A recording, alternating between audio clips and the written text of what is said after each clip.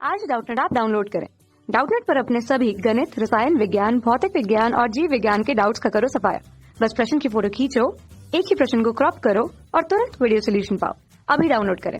इस क्वेश्चन में हमें दिया कि जब किसी चालक तार में विद्युत धारा का प्रवाह होता है तो विद्युत क्षेत्र होना चाहिए। विद्युत क्षेत्र किधर होना चाहिए हमें बताना है। पहला ऑप्शन जो हमारे पास है तार के बाहर परंतु लंबाई के अभिलंबवत, ये हमारा ए ऑप्शन है।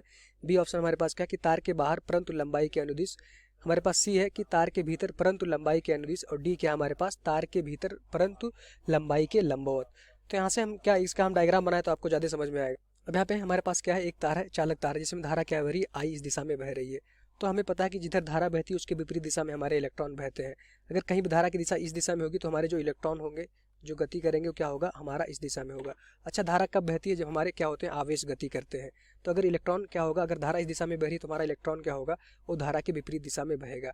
इलेक्ट्रॉन इस दिशा में बहेगा मतलब क्या होगा, इधर धनायन होगा और इधर ऋण आयन होगा। तभी हमारा क्या होगा, इलेक्ट्रॉन क्या होगा, धनायन की तरफ गति करेगा और ऋणायन से दूर की तरफ जाएगा, क्योंकि इलेक्ट्रॉन खुद एक ऋणायन होता है। तो यहाँ से हम देखेंगे कि इलेक्ट्रॉन क्या होगा, धनायन की तरफ गति करेगा। तो देखेंगे कि जो हमारा धनावेश क्या होगा, इधर आएगा और ऋणावेश क्या हो जाएगा, इस दिशा में आ जाएगा। तो हमारा जो वैद्युत क्षेत्र होता है क्या होता है, हमेशा धन आवेश से ऋण आवेश की तरफ। तो वैद्युत क्षेत्र हमारा धारा की दिशा में हो जाएगा। तो सेम वही यहाँ पे हम देखेंगे कि अगर धारा हमारा इस तार में इस दिशा में बह रही है तो हमारे जो इलेक्ट्रॉन होंगे, इलेक्ट्रॉन की गति किस दिशा में होगी, धारा के विपरीत दिशा में हो जाएगी। अगर इलेक्ट्रॉन इस दिशा में गति कर रहे हैं तो यहाँ पे क्या होगा, एक यहाँ पे धनात्मक होगा, यहाँ पे ऋणात्मक होगा। इलेक्ट्रॉन क्या होता है, एक ऋण आवेश होता है। ऋण आवेश हमेशा क्या करेगा, धन आवेश की तरफ गति करेगा। अगर हमारा इलेक्ट्रॉन इस दिशा में गति कर रहा है मतलब यहाँ पे धनावेश की तरफ गति कर रहा होगा। ऋण आवेश धनावेश की तरफ हमेशा गति करते हैं। तो धारा क्या हो जाएगी, हमारा ऋण आवेश के विपरीत दिशा में धारा बह रही है। तो यहाँ से देखेंगे अगर ये हमारा धनावेश होगा, ये हमारा ऋण आवेश होगा, तो वैद्युत क्षेत्र क्या हो जाएगा, हमारा वैद्युत क्षेत्र हमारा धन आवेश से ऋण आवेश की तरफ होगा। तो वैद्युत क्षेत्र की दिशा ई की दिशा हमारा इस दिशा में हो जाएगी। और यहीं पे हम देख पा रहे हैं कि ई की दिशा भी हमारी धारा की दिशा में है। तो हमारा जो वैद्युत क्षेत्र होगा, वैद्युत क्षेत्र किसके होगा, धारा के अनुदिश होगा। तो यहाँ से देखेंगे कि जो हमारा तार के बाहर परंतु लंबाई के अभिलंबवत, लंबाई के अभिलंबवत कभी नहीं होगा। लंबाई जिधर हमारी तार की होगी उधर ही हमारा क्या होगा, वैद्युत क्षेत्र होगा। तो यह तो हमारा गलत हो गया। तार के बाहर परंतु लंबाई के अनुदिश, तार के बाहर। अब देखेंगे कि हमारा जो आवेश है वो क्या है, तार के अंदर बह रहा है। तो विद्युत क्षेत्र हमारा कहाँ होगा, हमारा प्लस और माइनस जो ये हमारे आवेश उत्पन्न होंगे तार के अंदर ही उत्पन्न हो रहे हैं। तो हमारा वैद्युत क्षेत्र भी तार के अंदर ही होगा। तो यहाँ से देखेंगे कि तार के बाहर नहीं होगा, तार के अंदर हमारा वैद्युत क्षेत्र उत्पन्न होगा। ये भी गलत हो गया। तार के भीतर परंतु लंबाई के अनुदिश, तो यहाँ से देखेंगे तार के भीतर हमारे क्या है, आवेश प्रवाह हो रहा है।